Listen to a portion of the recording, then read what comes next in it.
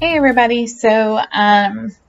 Understanding by design really pushes for the backwards design concept when writing the units for the curriculum. And I think, unfortunately, for Waco ISD, I don't think that they have the end in mind, at least for our ELAR curriculum for primary. For example, like the scope and sequence that they've created, it starts off like the first and second week of school, they had to already be reading poetry, and then by the end of the second week, they had to write a poem. And then, like the second 6 weeks, which we're in right now, we had to focus on biographies, and then suddenly, right now, it's flipped to media influence, and then next week, it'll start with drama. And so I don't really think that, in my opinion, and probably in my principal's opinion, we don't really think that the end is in mind when they're creating the scope and sequence with the curriculum. So it's been really hard for me as a teacher to create units and lesson plans that coordinate with their scope and sequence. So I've kind of had to go off of them and had to really focus on our Texas standards. So anyway, I enjoy teaching writing the most. It gives me a lot of freedom.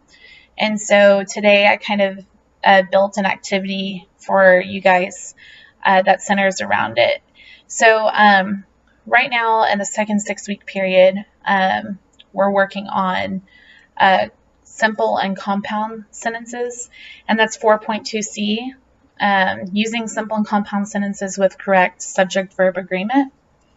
The established goal is that learners will understand that authors write in complex ways using a variety of sentence structures, vocabulary, and sensory details.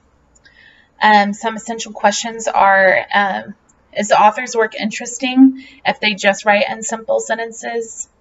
How can we ensure we always have a subject and a predicate with every sentence we write? And what is the difference between a simple and complex sentence? We want the students to understand how to write a simple and complex sentence within their personal narrative. So we want to see them do that on their own. So in order to get them to the personal narrative part, there's definitely some scaffolding that's going to have to take place.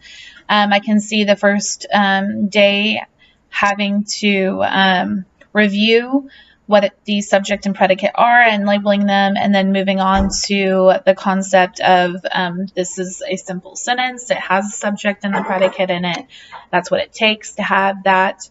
And then moving on to the compound sentence and teaching them that it's really just two simple sentences coming together, separated by a conjunction and a comma. And I can see them having to label those two simple sentences through guided writing, where they're at my table, we're working together using sentence strips, and just following the I do, we do model, and using mentor sentences as well by Jeff Anderson, and moving into the concept finally with Writer's Workshop, where they're working on a personal narrative and having those conferences with them, talking about how we need to be changing their sentence structure all the time, that authors cannot keep writing in simple sentences because it's boring. You know, you can't just write I fly, we fly, you fly. You want to make a variety of different sentence structures. That's what makes writing interesting. So that is my activity, and thanks for listening.